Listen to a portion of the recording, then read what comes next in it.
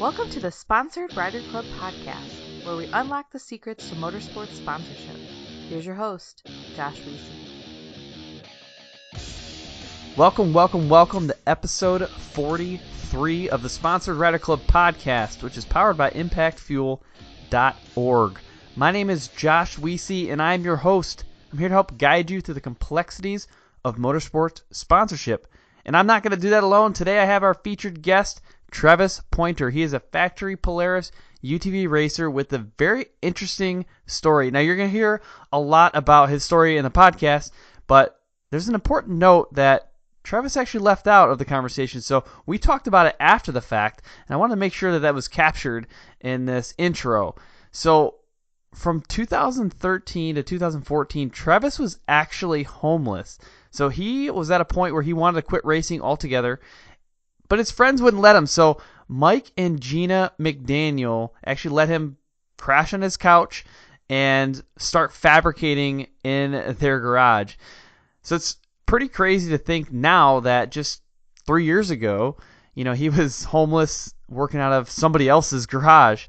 But now he's a factory UTV racer, and he owns his own business, Crash Addicts Industries. So needless to say, this is definitely a story that you want to hear.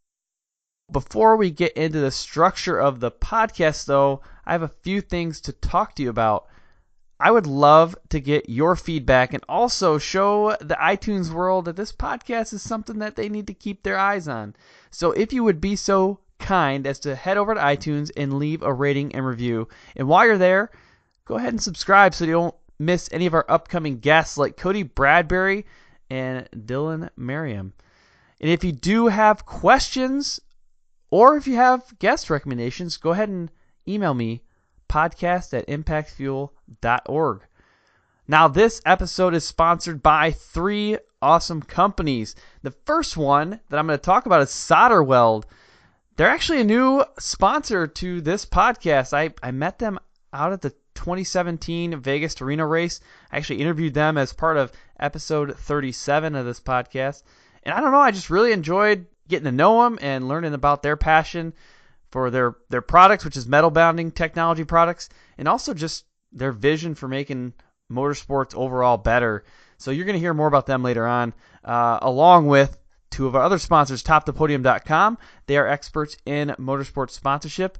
I emailed the owner of Top the Podium on episode 2. And then Bold Racing and Suspension, they're big-time supporters of Impact Fuel, their family race team, and they're really good with custom suspension. I interviewed them on episode 39. The owner is Jimmy Moore. So all 3 of them, you'll hear more about them later on in this podcast after we move into Heat 2. Now, you might notice a few new things about the podcast. So for the past couple of weeks, we've been doing some branding. Got some new swag available as well at impactfuel.org. So you'll see new t-shirts, hats, hoodies, new cover art, logo, all sorts of cool stuff. And we even got a new domain name, sponsoredriderclubpodcast.com. So you're seeing a lot of that stuff. Let me know what you think. Again, my email, podcast@impactfuel.org. Now, the structure of this podcast is set up like a race. We'll have the qualifier, which is the basic introduction. In Heat 1, we'll dive into Treavis's background. In Heat 2, we'll talk about sponsorship tactics and strategies. Then in the main event, we'll discuss mindset, and we'll end at the finish line. We'll get closing comments, and we'll get some contact information for Treavis. All right, without further ado, let's hop in. Welcome, everybody, to this episode of the Sponsored Rider Club podcast. Today, I'm joined by our featured guest, Treavis Poynter. So, Treavis, go ahead. Yo. I'm excited to be here, man. I really appreciate it. I know we've been trying to do this for a little while, and I've been super busy. Like I told you earlier, I like to be 100% invested into something when I do it, so I just wanted to make sure it's the right time. I'm pumped. I'm pumped to do this. I think what you do is great. I started, racing motocross at the age of 4. My parents, I lived on a hill, and we were at my dad's buddy John's house, and there was a little dirt bike in the garage, and I was checking it out or whatever. And my mom's like, "Hey, why don't you talk to my dad? Like, why don't you let him ride that?" And he's like, "You can't even ride a bicycle." And she was like, "Well, how's he supposed to ride a bicycle when we live on a hillside?" So he was like, well, we'll try. Well, if he can start it, he can ride it. I don't know if that's true or not because I don't see me starting a dirt bike at 3 years old, but Yeah. this is a story my mother told me. And so apparently I got that thing lit up and went cruising around the yard and then ended up with that dirt bike for my 4th birthday. And that's kind of where my motorsports came from. My mom had me on her street bikes at a young age. They said I couldn't even stand, and she'd be riding wheelies with me on a Yamaha RD 350. So I had a pretty wild childhood, you should say. My mom was pretty nutty, and my dad really didn't hold back.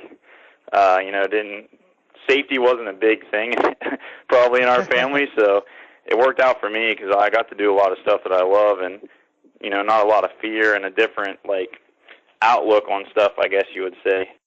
Yeah, definitely. I mean, it's it's fun thinking about you sitting on a bike doing wheelies with your mom. I mean, that's pretty fun to imagine. I don't know how old I was. I don't even know if I was 1 year old the first time I was in a motorcycle crash, which is extremely scary. Like, my mom would probably be in jail nowadays, but Yeah. I have so many people that are friends of mine that I went to school with that I don't get a lot of time to talk to, and I get these random messages from people like, man, it's awesome to see you doing what you're doing, and, I'm jealous and blah, blah, blah, and all this stuff. So, I got to thank my parents a lot for just being a little bit nutty and letting me be a little wild and them being a little wild around me. Well, and this is making a little bit more sense as to why, your business is called Crash Addict Industries. I'm thinking I'm connecting some points here. Yeah, for sure. A friend of mine, actually, we were hanging out one day, and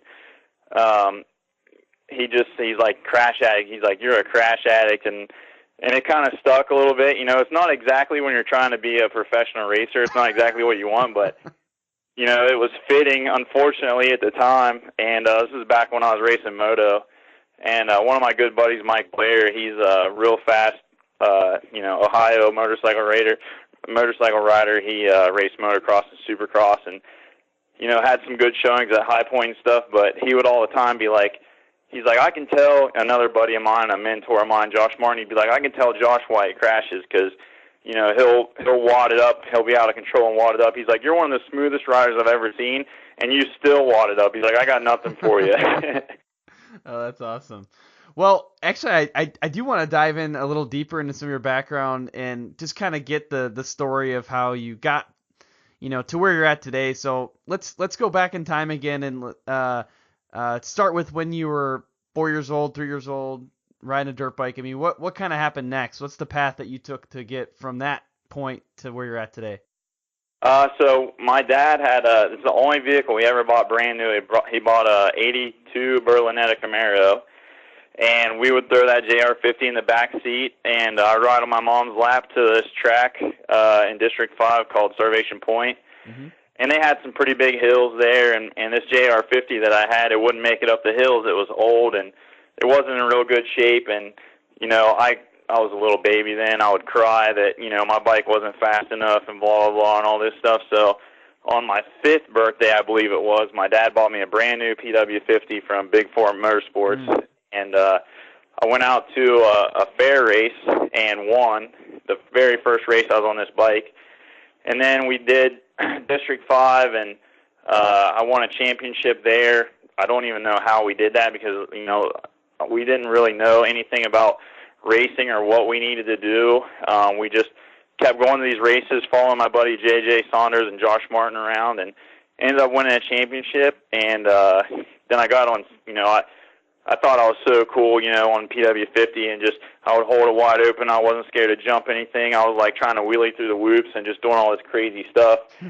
Then I got on 60s, and it was like clutch control and brake control and these things. I mean, it's like 10 times the bike, it seems like, when you go from a 50 to a 60, and I would just wad it up, and I literally, I was the worst rider out there. I went from like killing it to the worst. And then I went to riding schools, Gary Bailey Motocross School, when I got on 80s. And I literally went in one training session, I went from like 10th, mid-pack 10th in District 11 to running inside the top 5 after one class. And after that, riding schools became a big part of what I did. Being, education, I think, informal education is something else that you and I have talked about. Mm-hmm. It's the fast track to becoming good at something is to learn from someone else. So from that point on, I actually became competitive in motocross. I was fortunate enough to race with guys like Jeff Gibson, Willie Browning, Michael Willard, the mentor that I mentioned earlier, Josh Martin. These guys were all awesome. A lot of them became professional arena cross racers. And then my dad, he told me in my senior year of high school, he said, either you make it this year or you're going to college. And I'm not paying for any more racing. So I was like, all right, put my head down. I'm going to make sure this happens. Mm-hmm. And this was right when the 250Fs and stuff were starting to get pretty popular. They're like 3 or 4 seasons in, I think. And so we saw, we didn't have a lot of money. We weren't poor by any means, but we had to be careful with our money. And we would kind of pick like one big race to go to a year. And I was like, well, if I got to make it, I have to do Loretta's. You know what I mean? That's the only place really to get picked up. Mm-hmm.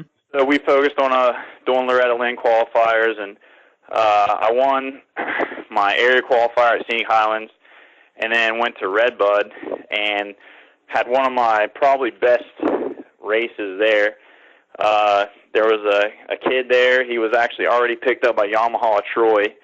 He was going to start racing nationals after Loretta's, and he was also on a YZ250F because, obviously Yamaha of Troy, they were the satellite or the lights team or whatever you want to call it back then, and what was the 125 class then. And I came around the first lap. I got the whole shot in the mod class on a stock 250F.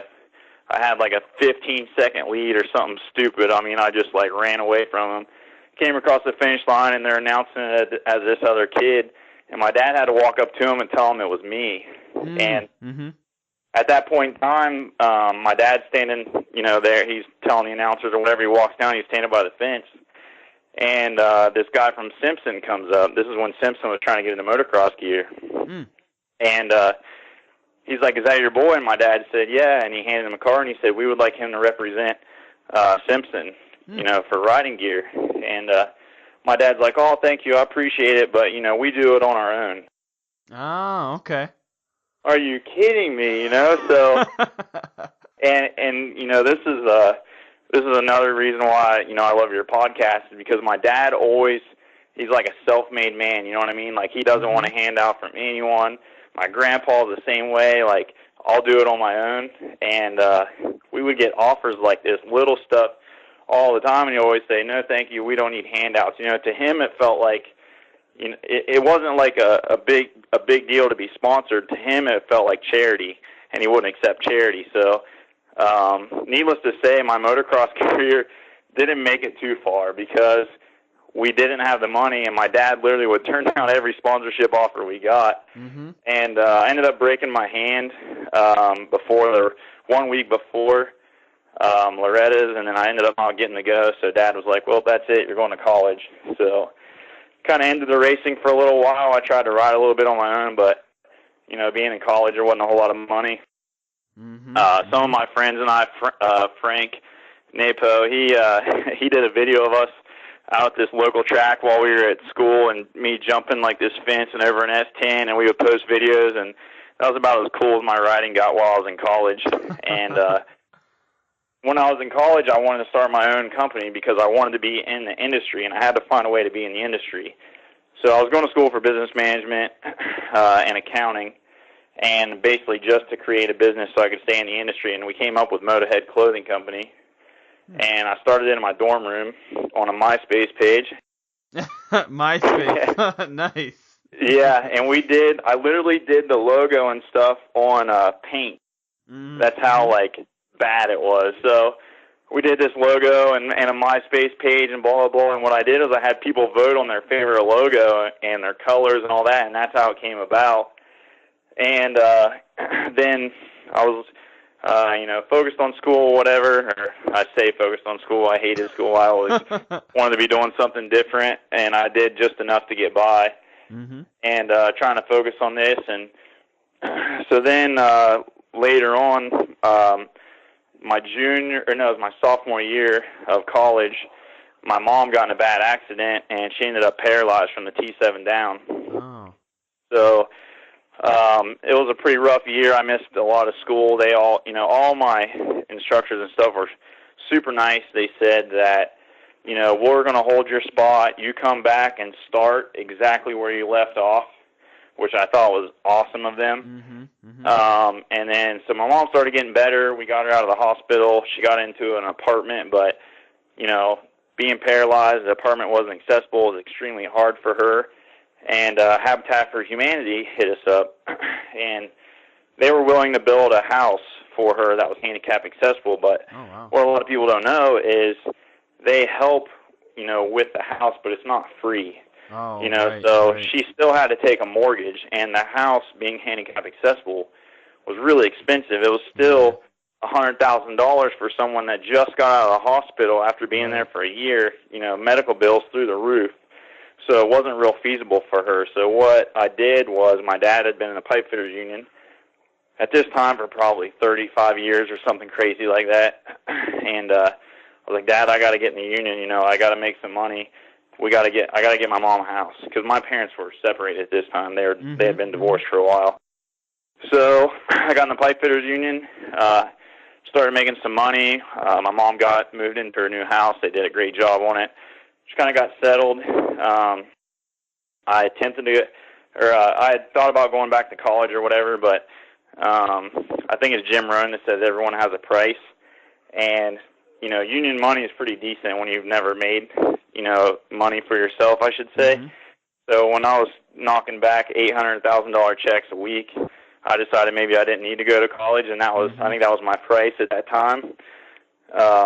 So I stayed in the pipe fitters union, learned a lot, learned to fabricate, do stuff, started riding dirt bikes again because, I was making some money and I could afford it. Had a pretty good season in like '07, running some locals, and I think I won like 74 motos or something like that. And I was like, oh yeah, I could do this again, and went to a local race. And I'm sure you know who Thad Duvall is. He's a pretty big name around us. He's a factory Husqvarna rider now.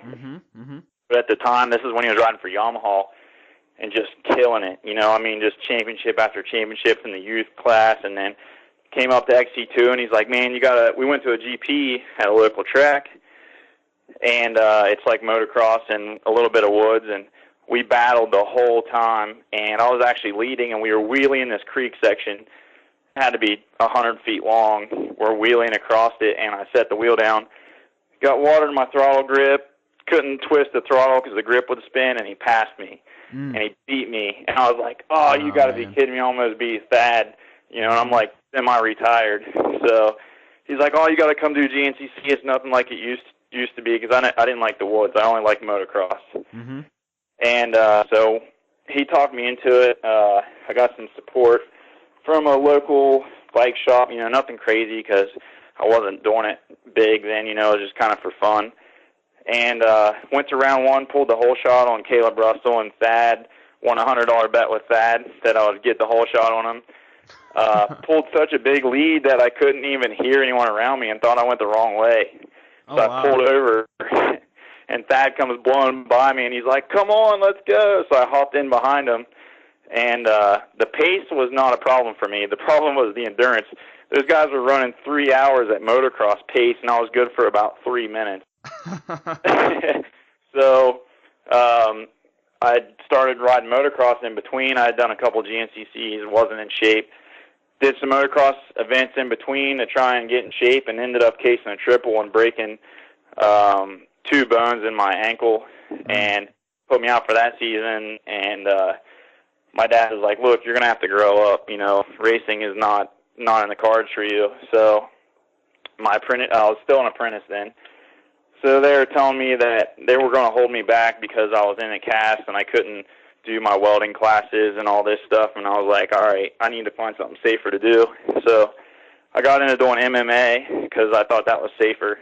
And I was like, oh, there's a referee, so at least when stuff goes wrong, I can they'll stop me, or they'll stop the fight. I can't get too hurt. I did that for a year.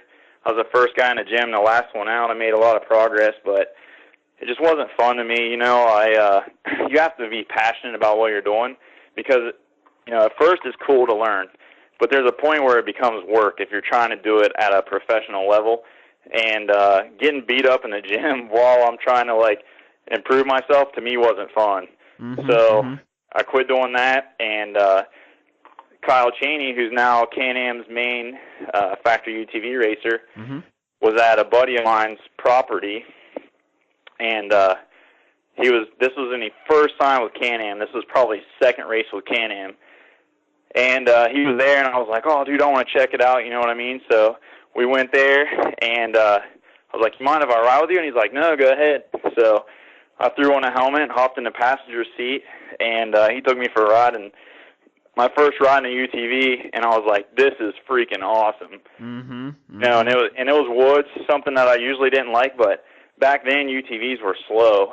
And when you put a tree a quarter inch on each side of you, things feel a lot faster than what you're really going. So that made it more interesting to me. So we were there all day with Factory Can-Am. At that time, it was, who was the team? It was an insurance company, I'm pretty sure, was their Foremost Insurance, Warner Racing. That's what it was. And it's probably the last biggest team that Can-Am's had, like a full-blown factory, you know, team. They kind of separated into more like satellite-style teams after that. But it was a very cool experience, and my buddy Zach Burke had his, I think it was like a 2010 Razor S800.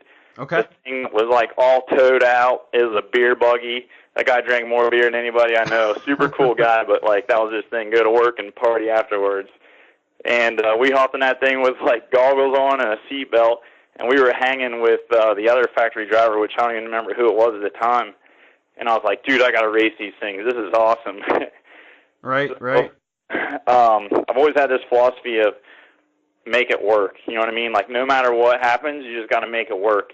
And even though I was making good money then, you know, pretty good money, I had made some bad decisions and wasted some money, like the whole racing thing and breaking bones and then being off work for a while and stuff like that. So I didn't have a whole lot of money. So what I did was I traded. I started with like a $2,000 car and started trading up and ended up trading for this Razor. And then we built a cage and stuff for it. I think I had like $3,500 in the whole thing. And that's how I got started, you know. It's just when you want it bad enough, you'll make it happen. And that's kind of how I made it happen. So we went to our first race, my buddy Billy and I, who's probably one of the best mechanics I've ever met. He was my co-driver, and signed up, and I think it was they had, like, now it's XC1 and XC2, but it was like it's what XC2 eventually became. It's like a stock class. And so we raced it. We were actually leading, I think, and we started to get lapped by Scott Kiger, who was factory players at that time, Coastal Drilling. And we were starting to get lapped, and we hit this field section. You know, I come from a motocross background, so I'm like going outside in. And at this time, all the GNCC UTV drivers were GNCC guys. You know what I mean? There was no like motocross or anything like that. So they had these real tight lines. You know, they kind of stayed in like a 1.5 lane kind of course, and I'm like 5 lanes to the outside, like outside in, like a road course, and we lost him in the field. Like, couldn't even see him when we hit the woods section. I'm like, oh yeah, dude, we're definitely doing this. So, so I called in some favors. The guy that I was telling you about that had the JR50, he ended up owning a Polaris dealership. Oh, okay. And so called in a favor to him. Got a little bit of a discount on a Polaris Razor 900. I'm not going to suggest that you do this, but I'm not going to say don't do it. I literally got a hold of every credit card that I could and every bank loan that I could get. We did a full bill on this Razor 900 on the build sheet from the dealership, and then borrowed that amount of money so I could afford to build it. Oh, wow. Yeah, so I went like $50,000 in debt right off the rip. Right. But you know, I knew I could do it. It wasn't like it was like, oh, I'm going to go do this and be cool. It was like, you know, I was battling in this thing we had $3,500, and imagine if I had something close to what they had. So we built this 900, and I'm getting ahead of myself. That was actually mid-season when we did that. The first thing I did was I got the razor from John Caston, and then we ran it stock wheels, like steel stock wheels, off of a Razor 800, and I blew the centers out of the wheel. So I called, at that time the rule for GNCC was 62 inches, and a Razor XP was 64 inches from the factory. So the only people making wheels at this time that would narrow it up was OMF. Okay. And they were like $5.99 a wheel. Oh, wow. Yeah, and I'm like, oh my God, dude. But the only other option was this narrowing kit. So, and it was like $7,000. It was a Dragonfire Yoakley Racing Edition, full suspension, A-arms, trailing arms, all this stuff, and I didn't have enough money to do that. So I called up Bones, and I said, hey, man, this is what I'm doing. This is my background. Can you help me out? And they didn't really OMF doesn't really do sponsorships. Like, if you see OMF wheels on somebody's machine, they paid for them. Right. Even Yoakley and Kiger were running their wheels at the time. They were the only people at the races with a toter and a stacker trailer, fully graphic, factory players backed. And here's this kid from Ohio who's never raced, one race under his belt in the XC2 class, not even the pro class, calling asking for wheels. But for some reason, Bones and I kind of clicked, and he gave me a little bit of a discount and put it on credit cards that I borrowed one from my mom and used one that I had, and kind of made it happen. And then my buddy Hans was like, you got to have tire balls or you can't finish. So they were like $800, so there's another $800. I'm like, man, I don't have this kind of money. And he ended up letting me borrow a set of his. And we went to the first round with a pretty much bone stock 2012 Razor 900 XP with a set of OMF wheels that narrowed it up, and tire balls and a set of tires. And when I signed up, my buddy Billy thought we were running XC2 because we didn't have any other modifications, stock shocks, stock A-arms, everything. The only modification was the wheels and tire balls. And so he thinks we're running this stock class in XC2. So I signed us up in XC1, and we pull up. At that time, you drew spoons, and it put you on whatever row you drew. So we pull up to the second row. He's like, hold on a second. Why are we on the second row? This is XC1. I'm like, oh, yeah, I forgot to tell you, we signed up in the pro class. And he's like, you're kidding me. Like, literally, he looked so nervous. Yeah.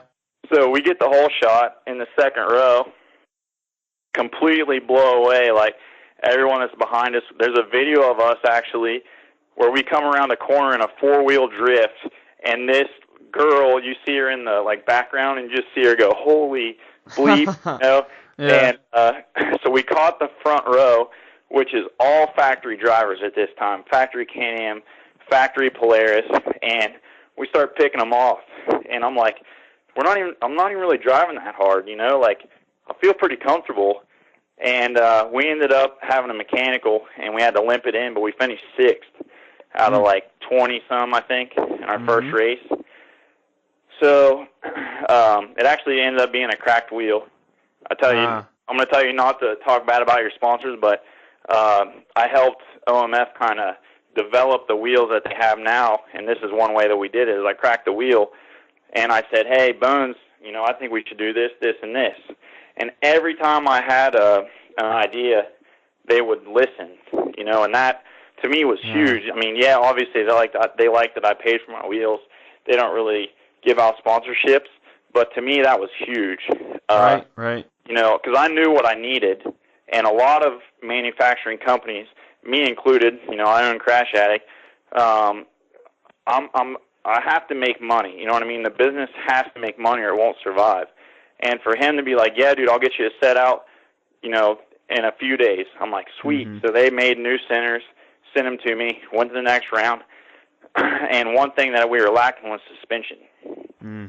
So I had a guy that was local. He hit me up all the time when I was racing dirt bikes, but I always had pretty big suspension sponsors like, Mike Batista at MB1, who was Jeremy McGrath's mechanic, or, suspension guy.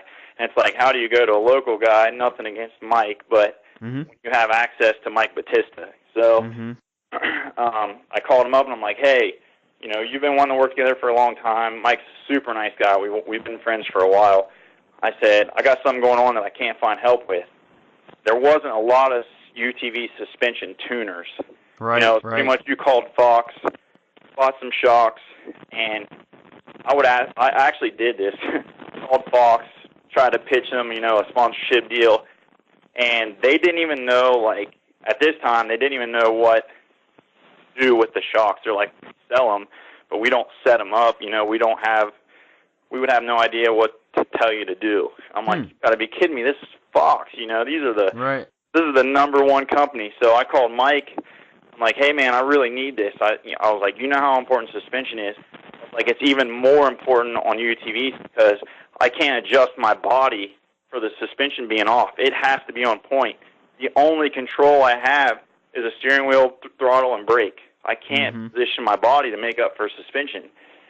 So we just did suspension testing. I mean, I'm hammering through whoops, and I'm beating on this thing, and all these UTV guys are like, dude, you're not even going to have a car to race by the next round if you keep beating it like you are. But, we worked feverishly on getting that suspension dialed in, and Mike was Mike Sampson at FCR Suspension in West Virginia. He was a huge asset. We went to the second round, and we were actually second on time the entire race until the last, 45 seconds. We got caught on time by someone in the third row, and we got third at our second race. So that was pretty awesome, our second professional race, and we podiumed. Yeah. And so then I'd called up. I'd been talking to Nate at Alba Racing for a little while there and about some horsepower, but to me, and this is crazy, my main sponsor now is Horsepower, but is a horsepower performance company. Yeah. But, I wanted a little bit more. These guys had Croyer engines, we're talking 8-10 grand engines getting rebuilt every race, and I'm in a stock 900 XP.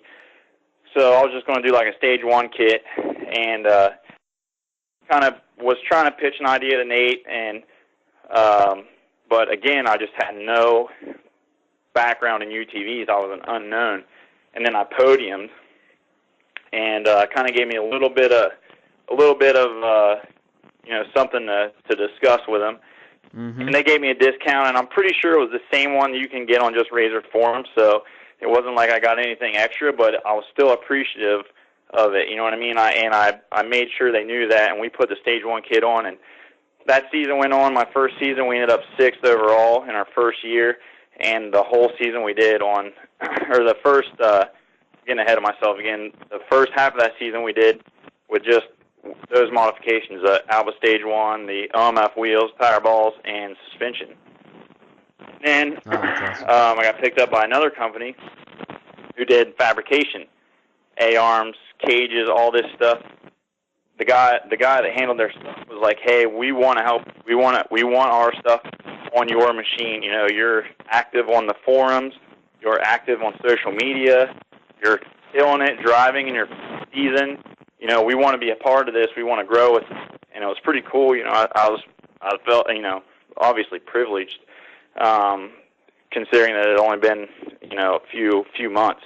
We decked this thing out, and I think at this time I was 4th in points maybe, or 3rd in points, right there dicing it up with the factory guys. And on the first lap, I started getting a little big-headed, I'm not going to lie. I was like, all right, we got A-arms at the last now, we got a buggy. Nate at Alba, we ended up decking out the engine, and the thing was stupid fast. They ended up doing more to it. So this is the first round I'm showing up with what everybody else has, right? And so we got the whole shot. I make a stupid line choice because I didn't think I would fit, and then the guys behind me fit right through it perfectly. We draw back to 4th. So then I freak out because honestly at this point in time I had never been passed. I was always catching the front row, so I kind of freaked out. I'm wide open down this hillside, and I'd walked the track, and I was like, there's a ditch at the bottom of this hill, and I'm like, it's only about 4 inches tall here. I can hit this wide open. I won't have to lift. The rest of it was a pretty decent ditch. So I'm like 10 feet to the right of where everybody else is at, going through this field with grass taller than my buggy, and hit that ditch, and it was way more aggressive than I thought it was going to. Right. The front bumper tucked, and Barry Hawk was the only person that was there watching, legendary Barry Hawk. And he said that we did a front flip and probably landed about 25 feet from where we started to flip on our wheels. He's like, you were the first person to ever land a front flip in a UTV. Right. We're flipping through the air. I'm seeing it like in slow motion. When you're flipping, I see grass floating in like the sky and the ground, and I see this post like that they wrap the banners around on top of the hill, and I'm like, holy cow, we're gonna land on our wheels. So I just like as soon as the rear tires hit, I put it to the wood and take off. And my co-pilot Billy's going, dude, I'm hurt. Stop. Oh. I let off the throttle. The shock and wheel came through the hood. It was already broke, but from where I landed wide open and picked the front end back up, we were going, and I'm like, we're done anyway. I'm like, you all right? And he's like, no, dude, really, I am hurt. So, we weren't wearing neck restraints and stuff back then. It was just harnesses, and that was about it. So, get him out. He's pretty much got whiplash. We took him to the hospital. My car gets delivered in the pits on national television on a forklift. And it was pretty embarrassing because I felt like I was finally starting to get some help. And my first race, I let everyone down. I literally totaled a car, just got everything I wanted and totaled it. I mean, the thing was junk from front to rear. And that was pretty devastating. That was definitely fell, about an inch tall that day. And kind of wanted to give up. And Billy and all them are like, dude, we're just too fast. We gotta do it. So this is when this happened. This is when I got every credit card I could. The shop that I got my players from, we did a build on the sheet, showed it to the bank. This is what we're putting on. This is what it'll be worth. Borrowed that amount of money and built another car. Okay. These guys weren't going to give me that stuff for free. You know what I mean? They didn't give it to me for free the first time, but I was paying for it this time because I junked it. You know what I mean? That was my fault. So we built this crazy buggy. It had a Ken Block wrap on it at the time. I was trying to get some attention, and Ken Block, that was when Gymkhana was starting to get pretty big, So we did a wrap that would kind of catch attention, and went out, finished the season. Didn't do anything too crazy the rest of the season. Kind of slowed myself down a little bit and finished sixth. At this point in time, I had told you that I'd rode with Kyle Chaney, so I was kind of around that group. Players wasn't really coming to the races. They had Kiger, they had Yoakley. Yoakley had won from 2008, never been touched. No one was threatening him, so players knew they didn't need to do anything. That was a professional team. They had it covered. They didn't need to babysit him, so players wasn't really there. But Can-Am was trying to grow their program, and they were there, So I kind of became friends with a lot of the Can-Am guys because I was friends with Kyle. And I happened that year, Can-Am had Simon riding with Kyle Chaney to kind of, I don't know, it was like a first-person experience in the Can-Am or whatever it was, but it was pretty cool. And I passed him from I think I started row 5 or 6 that race, and Kyle was, I think, running third. So we had came through, almost 30 UTVs, and we passed him in a 4-wheel drift. We're facing towards the inside of the corner. Kyle's driving around the outside, like normal people do.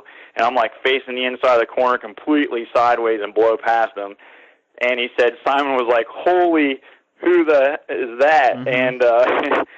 And he's like, that's my buddy Treavis. I bet he's leading on time. And that was the race that we got third at. So they knew that I had the speed, and they knew that I was kind of under, I was doing it on my own. And I didn't know it at the time, but the Maverick was coming out. And through, a little bit of phone calls and having some conversations, we ended up working out a deal, and I got a hold of one of the first Mavericks on the East Coast for the 2013 season. So that was my first big break. I got picked up by Can-Am, and it all just came from being around those people at the track and them seeing me work like relentlessly. That's my thing, is like, no matter what, it's going to get done. No matter what it takes, I'm going to make it happen. Robert Kiyosaki says, don't say I can't afford it. Say how can I afford it, type of thing. So I think they saw that, and they saw the speed. They knew they just kind of needed to mentor me in the right direction. So I got a Can-Am, showed up at the first round. We didn't have time to do anything with it. No one was making parts for it. So literally we raced the first race stock, other than Bones flew me, overnighted me to the track, a set of centers to bolt to the wheels I already had that would fit the Can-Am to narrow it up. And we did, I was with Can-Am from 13 to the end of 15, and then went into, at the end of 15, I got a call from BC Vaught, who owns Rotation Management, Sports Management, and asked me to drive for Bike Man Performance, which is a players team, and then that's where I've been the last 2 years. Oh, that's awesome. So a couple things that I wanted to kind of pull out and discuss a little bit more was actually going way back to the beginning of the intro. You had mentioned the comment about handouts from your father. That I think is a very interesting point. There's a lot of people that I think they feel bad, like they feel like that they don't deserve it, or that they shouldn't be asking for some of these things. But I guess the way I want to reframe it is, you're selling a service, essentially. You are a marketing or a salesperson, and if someone offers you a sponsorship, don't look at it as a free handout. Look at it as, all right, this is something that they are now expecting me to provide value for. I need to do something to essentially earn that. So I think that that's a really good point, and I'm super glad that you had you mentioned that, and I just wanted to kind of call attention back to it. Yeah, you're exactly right. That's, like I said, I own Crash Ag. We're a fabrication company, and to me, a sponsored athlete or even a recreational rider, that's a 24/7, 365 days a year salesman or marketing person that, is reaching people that maybe I'm not reaching. It's a tool for my business. And I didn't know that because I was a first generation racer. I had no education in racing at all. My dad wanted me to, I told you I had a crazy childhood, but my dad loved baseball, and he was like, my son's going to be a pitcher, his thing. And then I rode a dirt bike, and he took me to a baseball game, played outfield, and I fell asleep. He's like, well, apparently he's not going to play baseball. He's going to be racing dirt bikes. So, I had no education in racing. I had no education in sponsorships. I started from scratch. And, so you learn from the people you're surrounded by. And my dad is one of the best people I know, if not the best. But, he came from a family where, my grandpa came from a farm and then worked at a plant, and then my dad was in the union. And, you make your own way, you bust your butt, and that's how you get paid, and you don't take handouts. And in racing, that's the main thing is the quote-unquote handouts, the sponsorships. But, with that comes you have to represent them, properly. You got to give them the return on investment, and I just didn't know that. So definitely one of the things I live by now is if I don't ask, somebody else will. So I want to be the first to ask, and I want to be the best to deliver. Oh, that's good. That's good. And another point that I wanted to touch on was you also mentioned something in the pre-interview, and then also it's kind of part of the introduction there was informal education. And honestly, that's what this podcast is intended to provide as well. But I think some people look at maybe their past and say, oh, I didn't go to college, or maybe I didn't finish high school, or whatever it may be. But honestly, a lot of these tools can be learned. A lot of these ways of approaching sponsors, or determining return on investment, or providing value to a sponsor, or writing a resume. All this stuff can be learned, and it doesn't necessarily have to be through some 4-year university, although it may help, but it doesn't have to be. And there's a lot of things out there that help provide some of that informal education, and I'm really glad that you call that out. Yeah, it's, I went to school. Like I said, I went to business management school. I actually went to a pretty high-ranking private school that, their business was ranked in like the top 10 in private schools. And now that I own my own business, I wasted a lot of money. I should have just opened my own business, wasted that amount of money the first 4 years learning it by experience and from people that had actually done business. A mentor of mine, Dan Hamilton, he said, I was talking about my father, same thing, and I'm not, the way my dad lived, he's super happy, I'm not like saying the way he did things was wrong, it's just his way, and I like to do things a little differently. But he said, if you want to learn how to weld, who would you ask? And I said, well, my dad's who taught me how to weld.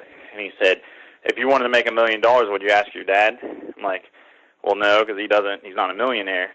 He's like, exactly. He's like, so, you need to learn from the people that are where you want to be, and kind of I don't want to say ignore the people that aren't there, but a lot of times they'll give you bad advice, maybe because they were scared to do it, or they just don't know and they're just giving you the wrong advice.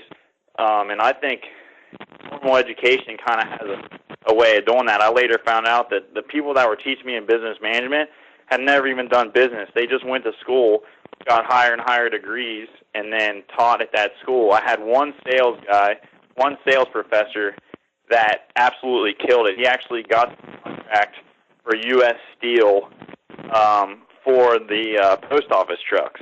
And he was where he had made it to where I wanted to be, right?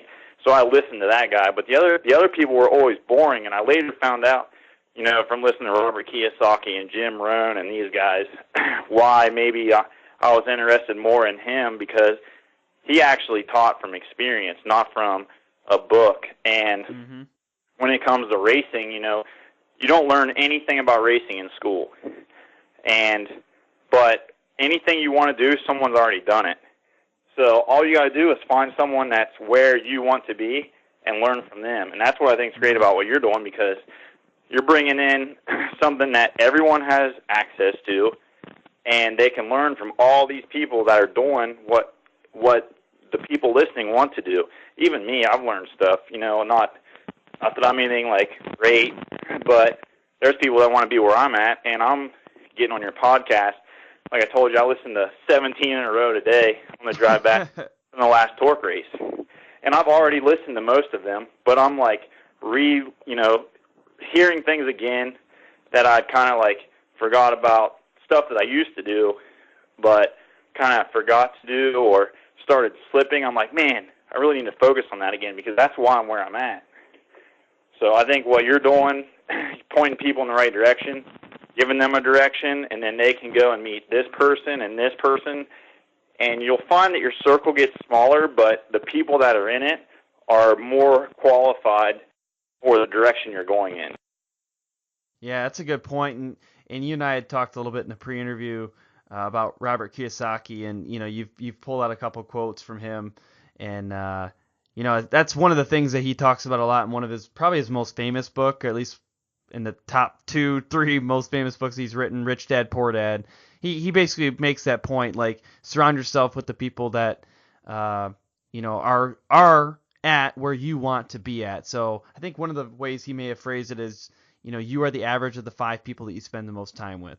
Yep. And exactly.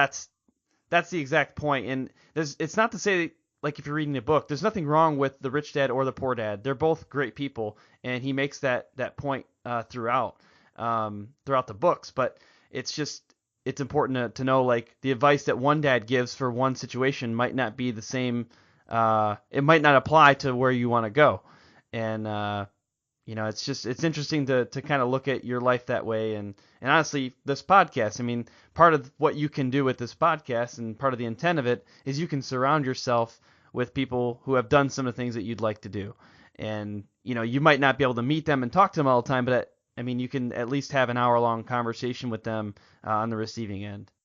Yeah, exactly. And and like you said, we're not talking bad about the other people. I'm still friends with people that live completely opposite of what I want to. And if you put my dad in my life, he would hate it. I mean, absolutely hate it. Like, I'm on the road all the time. I just drove 16 hours here and then unpacked, and before that we were moving from Minnesota, and I mean, just all kinds of crazy stuff. And sometimes not knowing, like, if a check's coming in or whatever, he would hate it. But to me, I hated I just never fit into the going to school, get a job type of mentality, and I always felt like I didn't fit in. And at first it felt like I wasn't, maybe, I don't want to say it wasn't good enough. I never really felt like that, but just like something maybe was wrong with me. Like, I got to figure out what it is that I'm supposed to do for a while. And I'm kind of a slow learner is what I'm finding out.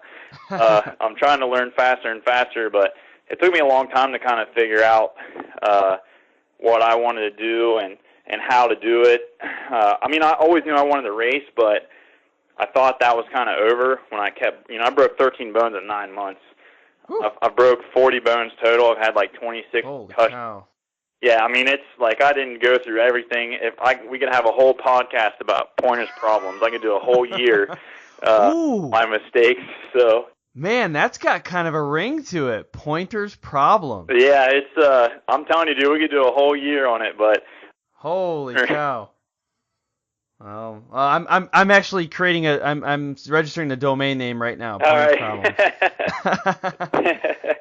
Well, cool. Well, hey, next thing we are going to do then, just before moving into the Heat 2 where we get into the sponsorship tactics and strategies, I just want to take a quick minute to thank the sponsors for this podcast. Have you ever been out on the trail or at the track or in the middle of the desert and something breaks? Well, of course you have. We've all been there. But a lot of people at that point, they reach into their trusty toolbox for the duct tape or the zip ties or wrenches to fix their machine. However, there's a feeling that you get when you realize you need more than just duct tape to fix that rock chip in your radiator. That's a horrible, horrible feeling to have. And that's why I'm going to tell you next about Solderweld's metal bonding products, specifically alloy Sol. So this product gives you a longer-term fix than JB Weld, which is just going to get you back to the trailer or back to the pits. With basically the assistance of MAP gas or propane torch, you can quickly and easily repair an oil cooler, radiator, AC line, or any crack or hole in aluminum. And better yet, alloy Sol flux is the only flux in the industry that cleans and decontaminates the dirty and greasy surface for you. So you don't even have to worry about that part. The alloy Sol rods are actually capable of a 30,000 PSI fix, and they're stronger than even the parent metal, and they're built to last the lifetime of the part.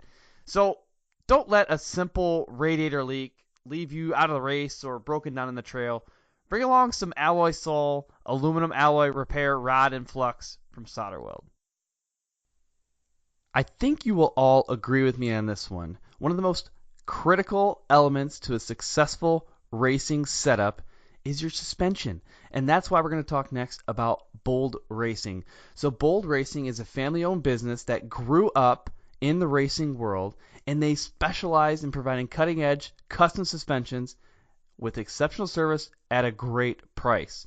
So if you're in the United States and you're looking for a custom setup for your race machine, whether it be a dirt bike, a UTV, or an ATV, get a hold of Bold Racing. All right, so I'm going to start off by giving you a phone number. The phone number is 702-506-5354. You can also email them bold.racing@yahoo.com. And yes, they are available on social media. Check them out on Twitter, Instagram, and Facebook. Or if you just have any questions, feel free to email me, podcast@impactfuel.org. One of the most common emotions that our listeners experience is kind of the overwhelming nature of what to do next. Like, some people get stressed out about how to put together a media kit, how to build their own website, how to reach out to sponsor. And although this podcast is going to give you a lot of examples on how to do that, sometimes you just need a little bit more help. And that is exactly why we have partnered with TopThePodium informal.com. So they're experts in this stuff. I mean, they can help you build media kits. They can help you reach out to sponsors. They can help you build a resume, building a website. They can help you with basically setting up your social media platforms. All of this is available to you. Simply start with topthepodium.com. Go check them out. You can find them on Instagram, Twitter, Facebook, or just on their typical website. Get a hold of them and ask, what can I do to better position myself in this motorsports industry? That's what they're there for, and that's why they are very great partners for this podcast. All right, well, welcome back, everybody. We are going to dive into some details around sponsorship. Now, we've already touched base on a lot of these things, attracting some sponsors, making contact with some sponsors, but I kind of want to circle back on a couple things and revisit some of the aspects that we already discussed. So first one I wanted to go back to is, can you just kind of give us a comprehensive list of your current sponsors? Yeah, so right now I've been driving since the end of 2015, which I mentioned, for Bike Man Performance. Jim Krantz owns that company. They're huge in the sled industry. They have multiple world records for sleds. They have the fastest sled, snowmobile. They do it on dirt. They have multiple watercross championships, which I didn't even know they race sleds on water. Yeah. So I thought that was awesome. They're my main sponsor. They basically decided they want to get in the UTV industry, and they did a team, kind of like a feeler. They had some good guys on there. And then at the end of 2015, I was kind of a free agent. BC called me, and they asked me if I would join them, and then with that I already had a lot of the sponsors that they had, so a lot of them carried over, which was awesome. But a lot of my sponsors are basically because of the agent that Bikeman has, which is BC Vaught at Rotation Motorsports. I'm actually, with Crash Ag Industries, the second main sponsor. I built all the cars. We built 11 Razors this year, which was crazy. Probably too many, but it was, we put Polaris on the track this year. There were so many of them. We did like 45 cars total this year, which was crazy. Polaris Razor, we're a factory Polaris Razor team. Mystic Lubes, Kicker, DWT wheels. Their wheels are great. We run the Rock and Lock. It's the lightest wheel in the market of it, and it's strong. We haven't had any wheel troubles. They're great. Fox shocks, which, they've came a long way. I said earlier in the podcast that they didn't even set them up. And now, literally, I told Rick at Fox the weight of our cars, what I thought we were lacking last year, because our first year in torque, so everything's a learning curve. No matter what, you're always trying to progress. And I haven't had my shocks revalved all year. The only thing we've had to do is service them. I've been able to do everything with clickers, and a lot of the time I'm almost middle of the shock. So they went from telling me that they're not real interested in UTVs to absolutely killing it. Right. GBC, they were my first tire sponsor, and I've been with them ever since. I was real pumped that they kind of transferred over into this program. Corey Ellis there is great. The actual reason that I run their tire is I didn't pick a tire sponsor initially. I didn't go out and ask for a bunch of tires. I kept buying tires and trying them out because what I think is important is that, and other people have said on your podcast already, is you have to believe in the product. You can't sell something. If you don't believe in it, people can sense that, And the other part is, when we run a team now, we're 6+ figures a year. It's not a small team. So you can't waste money. Just because you get something for free doesn't mean it's good for the entire program. So I'm pumped to have GBC because their tires are hands down the best. Like I said, I tested them. I tested a bunch of different tires. They were my favorite, and then I asked for help. And I didn't get free tires right off the rip. Now we're a big enough team that we do. But I would still pick those tires whether they are free or not. A new sponsor for me this year is not really a team sponsor. but I got from going to the PRI dealer show is Innovative Safety Products. They did a custom seat for me.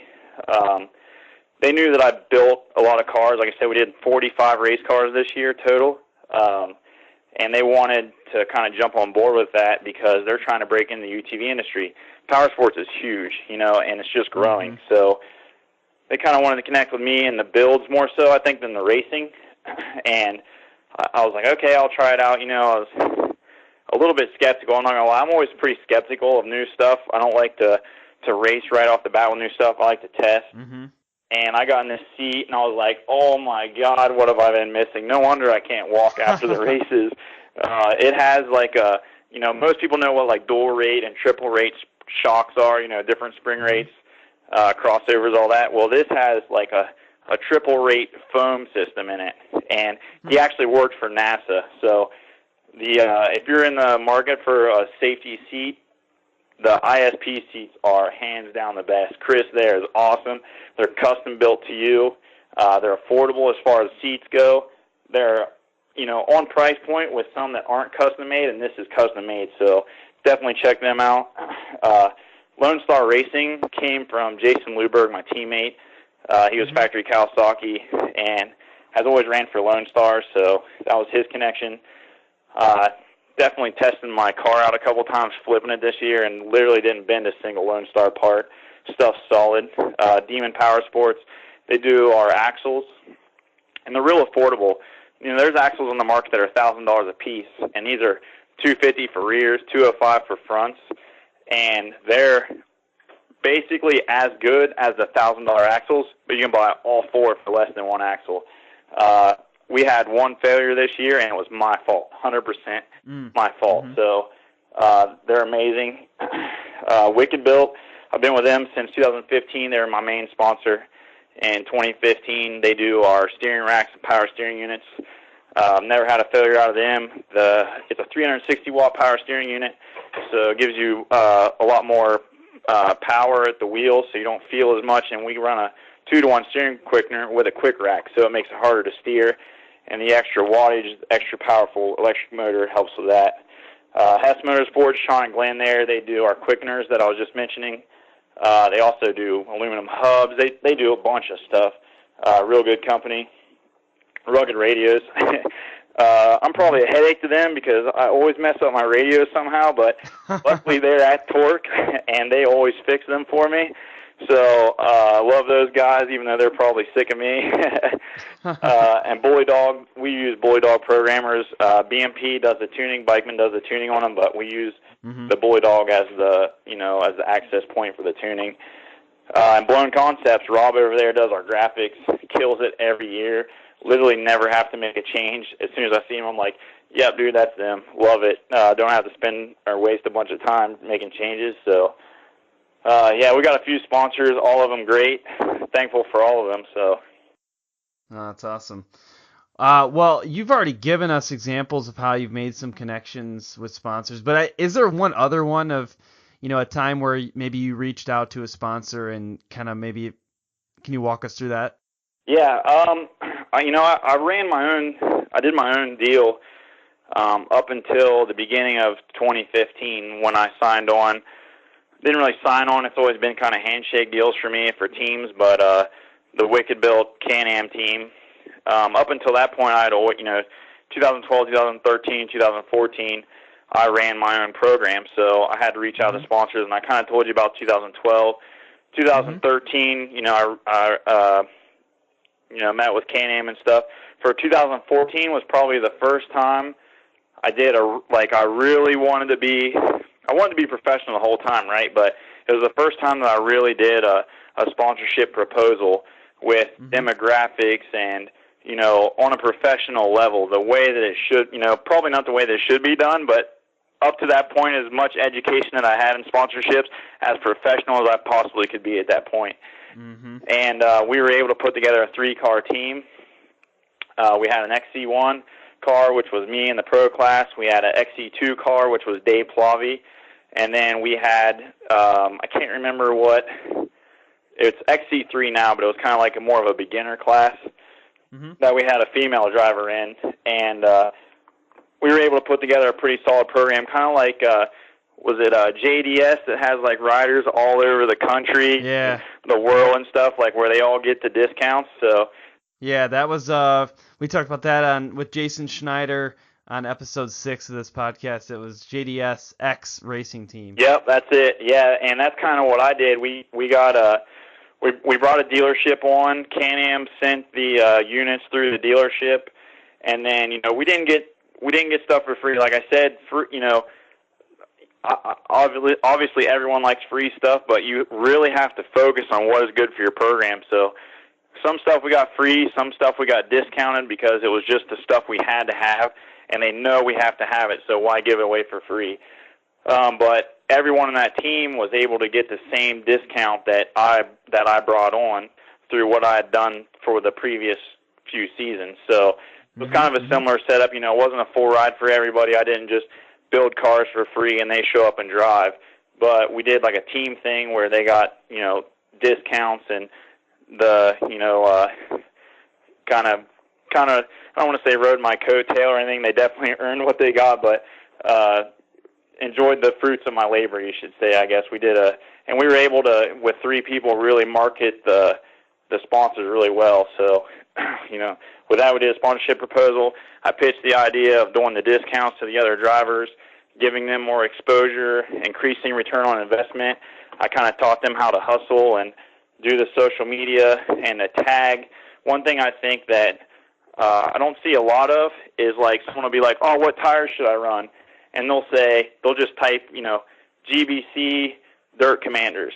Well, I'll type at GBC, click the GBC Motorsports, then Dirt Commanders, so they can see, like, I said it here. Now, are they always going to see it? Probably not, but, right. And then the other thing that does is it creates a link where they can click on it, like the page, find the website. It's not like you've already done the searching for them. Right. No, that's awesome. I like that. And that was actually one thing that I was going to ask about next is just around how you utilize social media. And, that's a good example of it, right? If someone's asking for a recommendation for a tire or any sort of product, if you can make it just a little bit easier for them and get them over to the right place, just like that, including a link to the tire itself, that's phenomenal. Yeah, and a lot of times I'll do a little bit more and, copy the actual link to the tire from the website and give it in there, just make it a little bit easier and do it. It takes you, maybe a minute to do it, but it's really going to help them. People, not to sound bad or talk bad about anyone, but people are lazy in general, right?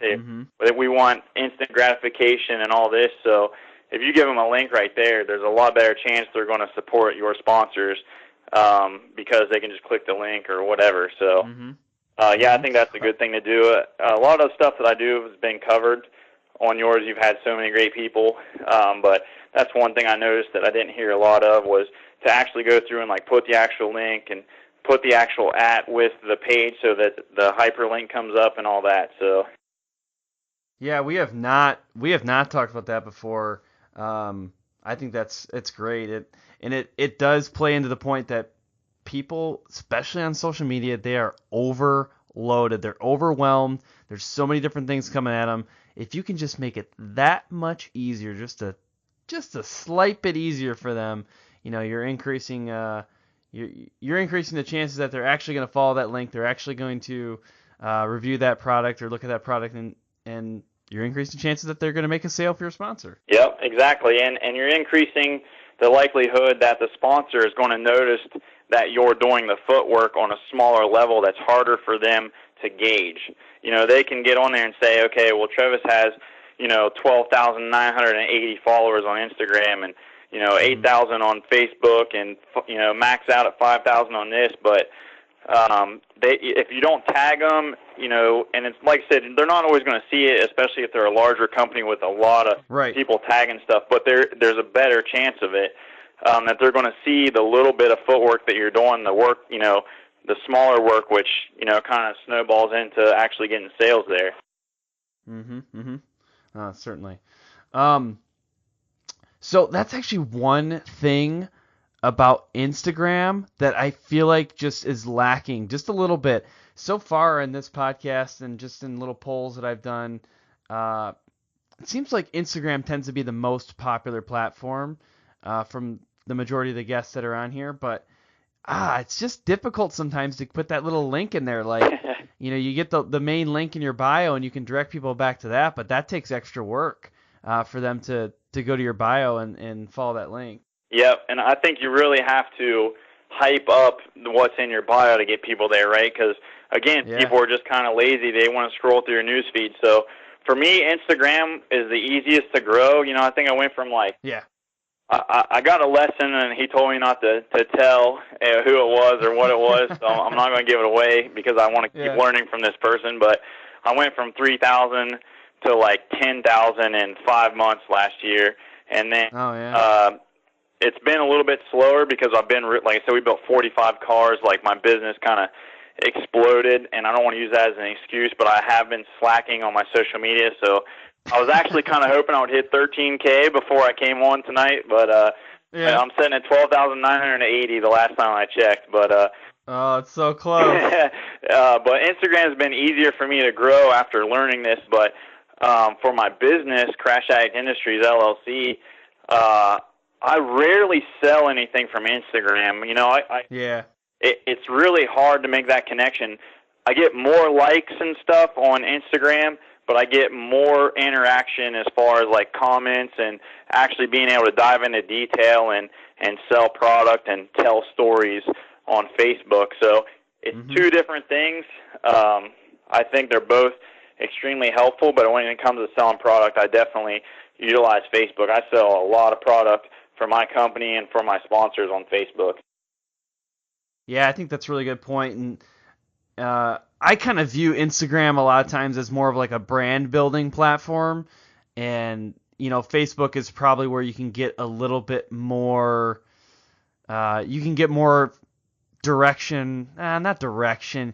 You can get more activity outside of Facebook. So you can send people to other places easier using Facebook. Like if it was if you're trying to sell a product, you can get people over to your product page and make that sale a little bit easier. Yeah, exactly. I agree 100%. And I was actually just discussing this with someone else the other day.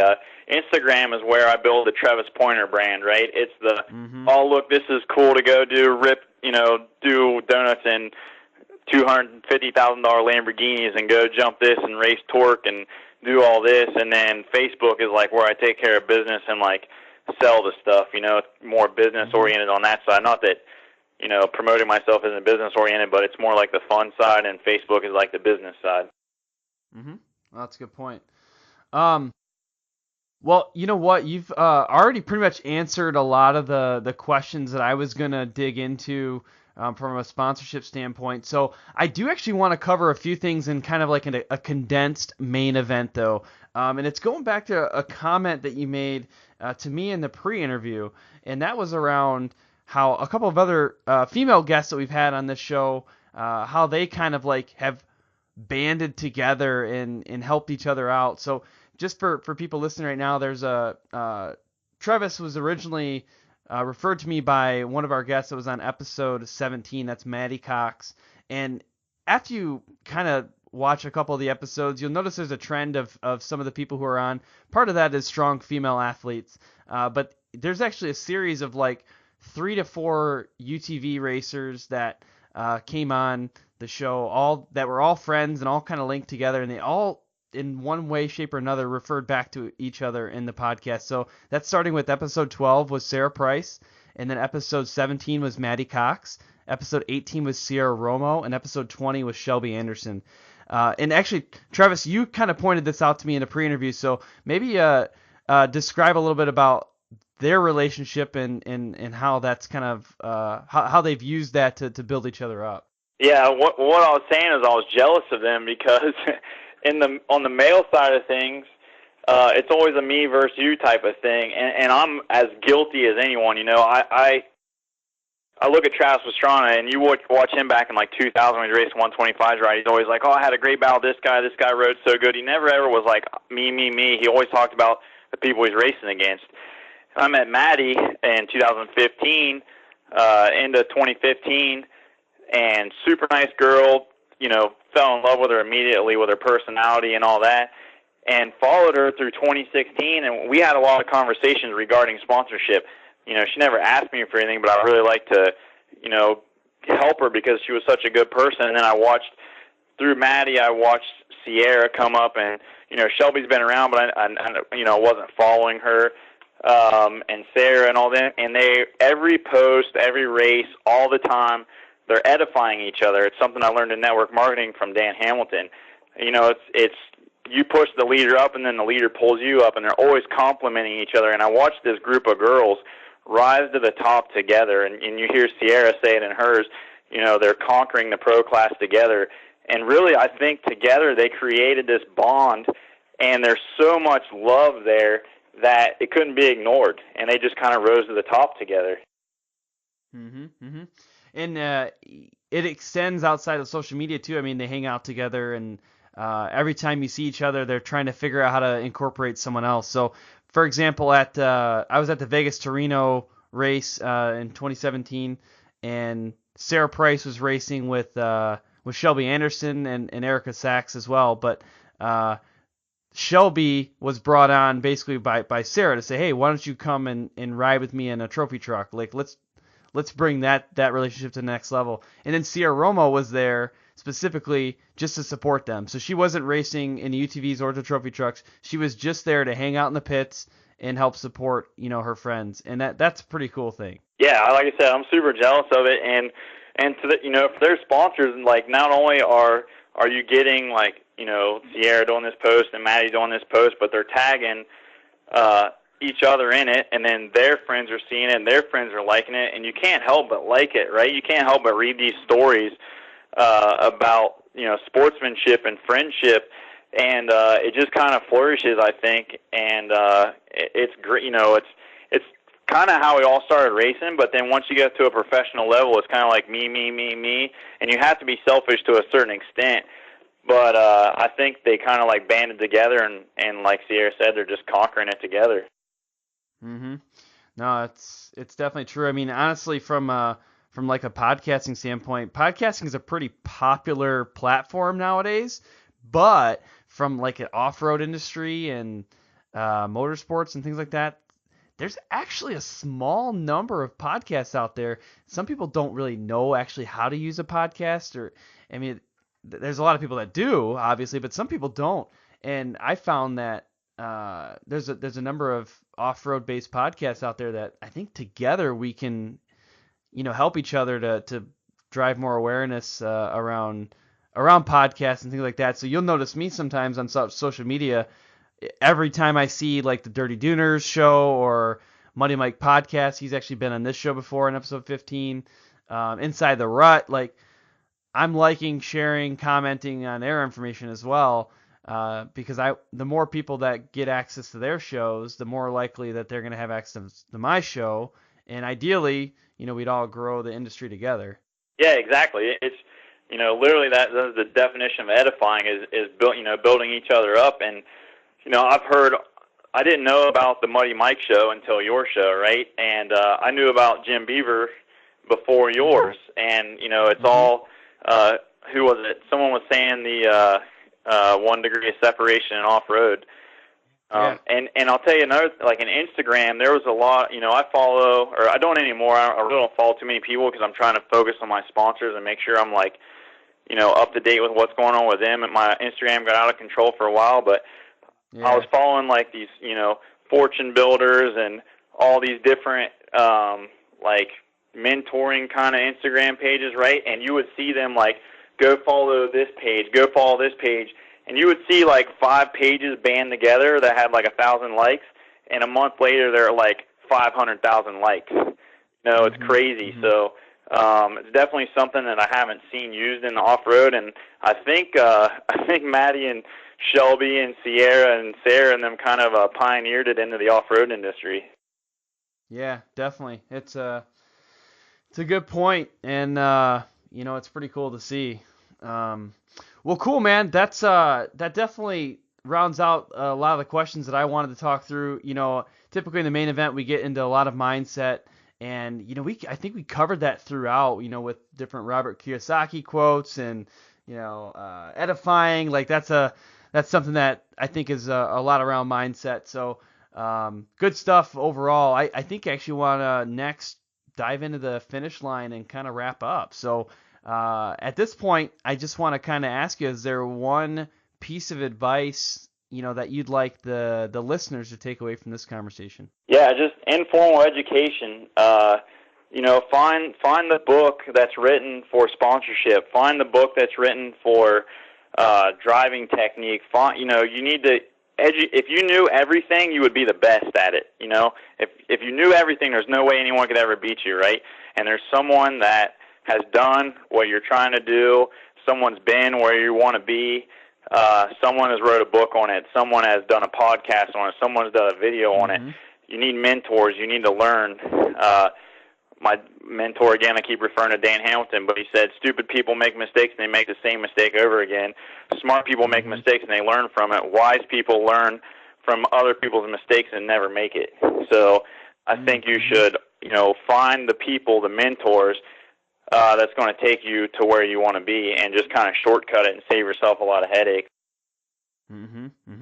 Yeah, you couldn't be more right with that. I mean, honestly, one of my mentors is, Jim Beaver. So I met Jim Beaver, almost a year ago now, and he's a very, very successful podcaster, and he does his own live shows. And if I can get 10, 20 minutes with him, like I soak up all that information. He tells me things. He'll say, hey, don't do this. I've done that before. It doesn't work. How about you try this instead? And I've made a lot of changes in the way I structure my podcast, and people I interview just based off of those little tidbits of advice. So it's good for me. Like I found Jim Beaver, and he was willing to take the time and help me out on some things, but that's just because that's kind of where I want to be at. So that's someone I want to emulate. But there might be, everybody I think has that person that they kind of look up to, and it might be worth just reaching out to them and asking, hey, do you mind